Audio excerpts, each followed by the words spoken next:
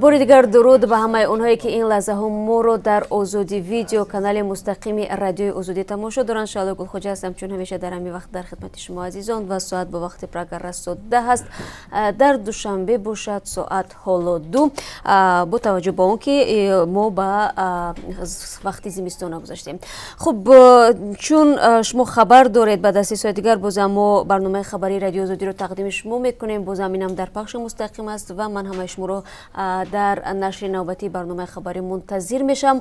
اما تا اون وقت سرخط بعضی خبرها رو به سمع شما عزیزان میرسونم. البته در برنامه خبری بعداً ما بعضی از این خبرها رو به طور مفصل و در شکل ویدیو و نوار پیشنهاد شما خواهیم کرد. یک هیئت 20 نفری وکیلان دومای روسیه چند لحظه پیش به دوشنبه رسیدند. در بین آنها رهبر حزب لیبرال دموکرات روسیه ولادیمیر ژیرینوفسکی نیز هست.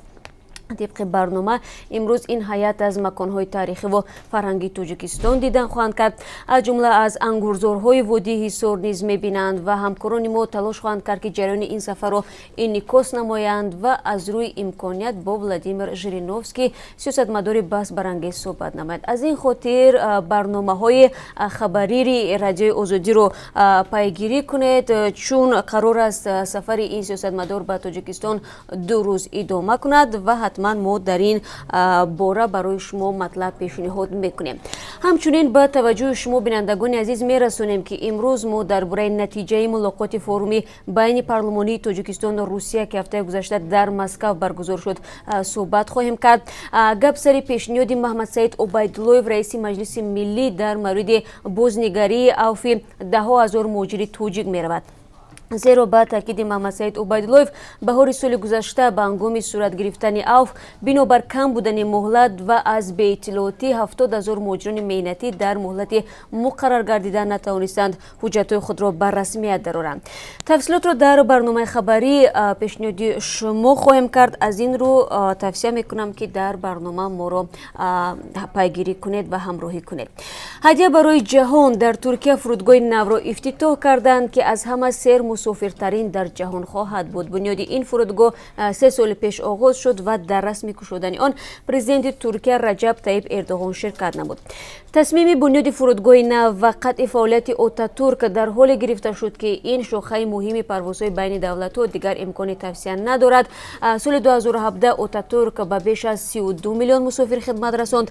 طبق نقش فرودگاه نو در یک سال به 90 میلیون نفر خدمت می‌رساند و انتظار می‌رود که اقتدار این فرودگاه تا 200 میلیون نفر رسانده شود. خب تحت ضربین قرار گرفتند.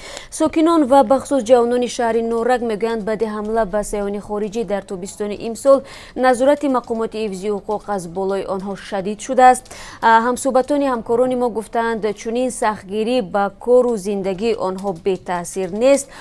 خب منتظر باشید، بعد کمتر از 3 ساعت دیگر در این باره به شما گزارش تقدیم میگردد. در تاجیکستان صادرات برخی از انواع دارای اهمیت تاریخی و فرهنگی کاملا منع کرده می شود. امروز در این باره در مجلس نمایندگان پالاتای پایینی پارلمان کشور طرح قانون بررسی شده است.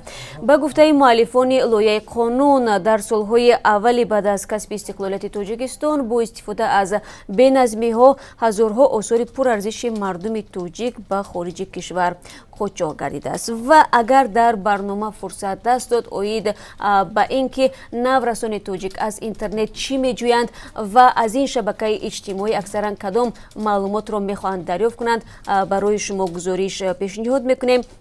زیرا مقامات در پی یک پژوهش معین کردند که والدان اکثرا فرزندان خود را نظارت نمی کنند که آنها در اینترنت به چه کارها مشغول هستند. خب بینندگان عزیز، تفریح هم گفتم برنامه ما بعد از کمتر از 3 ساعت دیگر پیشنهاد شما می شود و با مطلب های نو و با خبرهای نو و امیدوارم که همه شما را در این پخش زنده ببینم در آزادی ویدیو کانال مستقیم رادیو آزادی در یوتیوب، همین گونه در www.azadi.org وبسایت رسمی رادیو آزادی و در صفحه های رادیو آزادی در شبکه‌های اجتماعی. به خبر نمانید.